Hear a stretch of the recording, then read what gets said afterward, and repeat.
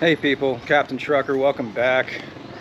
Just taking my son to school today and thought I'd talk a little bit about the Philippines education system with regards to raising dual citizen kids there, or really any kids. When I first had my son, I was kind of concerned about the quality of education he would get in a developing country, quote unquote, because I wasn't sure. In the public education system in the Philippines, they often are under-resourced, so they have larger sized classrooms and so forth. So students don't always get the one-on-one attention that they need. However, if you put the kids in a private school or an international school, much smaller classrooms and much more one-on-one attention. They can work with tutors. My son has a tutor in addition to his studies, and you can also get them, curriculum at home, modules and so forth. I use one called Time for Learning. He hasn't been using it lately, but he used to use it a lot. It's really, really fun, like interactive games the kids play to learn arithmetic and math and science, all sorts of stuff, right? The basic subjects. So yeah, it's kind of funny because, I'm filming in public right now, but I'm trying to do it in a way that nobody's in the shot because they're not supposed to, be filming people in the background and whatnot. But anyway, yeah, it's definitely, actually, there's a lot of ways that raising the kids in the education system here is actually better. It's not a matter of which one is better, it's just a matter of you got to be involved on some level. Just kind of make sure you're overseeing it. Because like in public schools, kids can fall through the cracks, like I said, and not learn how to read and write properly. But that can happen in any country. I mean, they say like illiteracy rates are high in both the US and the Philippines. Oh geez, I thought that was a dog. I was gonna film inside the classroom, but then I thought, geez, maybe that would be kind of weird. Like the foreigner with a camera sitting in the corner of the classroom, filming all the kids and teachers. Part of me is starting to think that a lot of education and, child's development and development as a human being, I think some of it's just genetic, some of it's character. And like I said, I think a lot of it involves the family. I mean, the reason I say that is because brilliant minds can come from any country, any city, any income, net worth, family level or whatever. Like we see these cases of prodigies and geniuses, and I mean, those are rare. But I guess there's also a social prestige of being involved in a good school or going to an Ivy League college and that kind of stuff. I had this British guy on the channel, and he was just, he was basically saying that, all the intelligent and well-off kids go to like this particular international school in Manila. And he just sounded so pretentious and fake that, he said that brilliant minds go there. And I said, I think brilliant minds can probably go anywhere. You know what I mean? I mean, I dropped out of school when I was in the 9th grade. And look at me, I'm a truck driver. Oh God, that's funny. Anyway, I went to college. I went to college for like 3 or 4 years, so I don't mean to, make it sound like I totally left the education establishment. But my point is that there's always ways to learn and develop yourself and so forth. All right, welcome back, people. I went to the gym earlier, so I made a list for us. I got really organized, okay? I made a list of the advantages of this dynamic. So lower cost, we'll get into that in a second. Global K through 12 curriculum, so mostly English mediums. They align with international standards, and they do a lot of character and discipline focus. So uniforms, respect, value formation, less ideological conflicts, right? And there's a lot of frequent stage time that they do. So they do this thing called like the United Nations, where the kids represent different countries and stuff, and they go on stage in front of the whole school and they introduce what country they represent. It's kind of cool because I don't recall when I was a kid, like in public school in Maine or California, doing a lot of like stage events, right? Because I had a lot of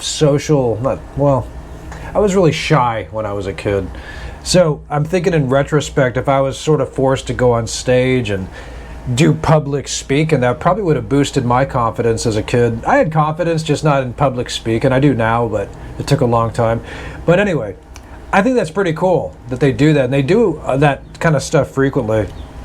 Anyway, so yeah, and also the bilingual advantage. So kids grow fluent in both English and different Filipino dialects, Ilonggo, and so forth, different whatever region they may be in. And of course, we got cultural immersion, so very family-centered values, stronger community ties, and I kind of like if you can find a good private school like in a smaller province as opposed to like a city. I think that's more ideal personally. And parents are generally more involved, like I said, and smaller classroom sizes, very important. And yeah, you can get top tier international options as well. So IB, American or British curriculum schools are available at lower costs than US elite private schools. And there's also a smooth US transition, so it's easier to re-entry into if you want to go back to America, say grade 3 or 4 or 5. It's pretty easy for the kids to transfer, so they're not going to be left behind, or it's not going to be a different thing that they can't grasp. You know what I mean? Either which way, but check this out. So I had some cost breakdowns, so let's talk numbers. A private school in the Philippines might cost anywhere from $800 to $2,700 US dollars a year, okay? Some flagship schools in Manila are much more, but nowhere near US levels. If you go to international school in Manila or a British school in Manila, you're paying about $17,000 a year, okay? Now, again, I mean, how much better is it? I don't know. I'm quite skeptical as far as the actual curriculum. I think a lot of it personally is just, like I said, it's almost like the difference of going to a state college in California versus going to a Ivy League college, right? Or a university. It's kind of that sort of thing. I'm sure there's nuanced differences, but I don't know. I think some of it's just prestige, to be honest. It's kind of like that British guy on the channel boasting about how all the brilliant kids go to this international school if they're going to do anything meaningful in life. I think that's nonsense. I really do. Anyway. So yeah, the strengths, like I said, Philippines runs on a global K through 12 system, taught mostly in English. And so like I said, if the kids, you ever want to go back to the States, they wouldn't have much trouble transferring to the same grade level. And like I said, character side, a lot of schools here really emphasize respect, uniform, codes of contact, even value. They have classes on values and stuff. So they're kind of teaching the kids social etiquette and stuff like that. I think that's really important, man. Just basic respect, being courteous and stuff. My son's really courteous and considerate, much more so than I was at his age. So I'm very proud of him for that. I really am. He's really respectful. He listens to the teachers, his parents, and it's a good thing. And yeah, like I said, they have all these stage events like United Nations Day. They have Nutrition Month, language festivals, talent shows. And it's not just once a year, like I said, or something. It's constant. It almost was to the point where I'm wondering, I was like, man, are these kids doing some stage event or some award show every couple weeks?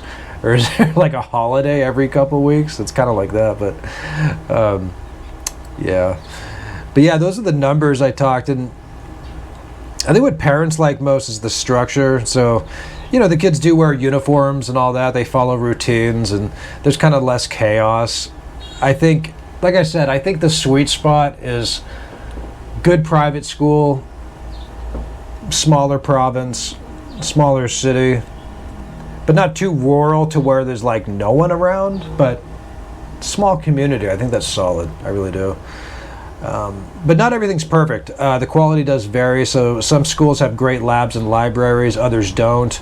Religion's often part of the school's day, which if it fits your family, that works. If your kid's aiming for college in the U.S., you just got to make sure that the school has SAT, IB, or AP support. But like I said, I know for me, the additional curriculum and stuff, the modules that the kids can do, that you can get. I use Time for Learning. I think it's about $25 a month. It's a really good additional resource for kids at any grade level. Even in college, it's great. It starts in kindergarten, goes all through grade school, high school. It's a great resource, Time for Learning. I couldn't recommend them more. I think they're awesome. But yeah, that's kind of it as far as that.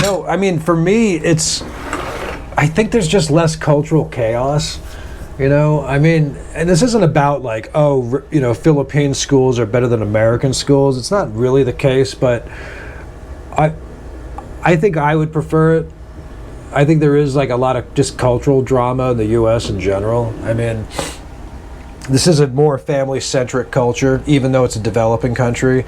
We have less mental illness in this culture. Get less of that. I think there's for sure less mental illness in Southeast Asia, and you know, it's kind of the way it is. I mean, there's some trade-offs. I think a lot of this developing country stuff, for me personally, a lot of it from a Western perspective is just mostly materialistic. I think raising kids in these cultures is fantastic, as long as they have the right guidance, as long as the parents are involved. I think they can even make it in public school here as well. I get a lot of messages from a lot of successful OFWs and Filipinos that they tell me they went to school out here and they're doing really well. So yeah, I think it's very doable. I mean, like I said, at first I was concerned years ago, but now that I've seen the school system, I've seen the way my son's developing, he's getting smarter, he's learning, he's teaching me things. It's incredible, you know. His English is spot on. He understands Alongo, I think that's how you say it, in Tagalog. I never hear him speak it, but I think he understands it.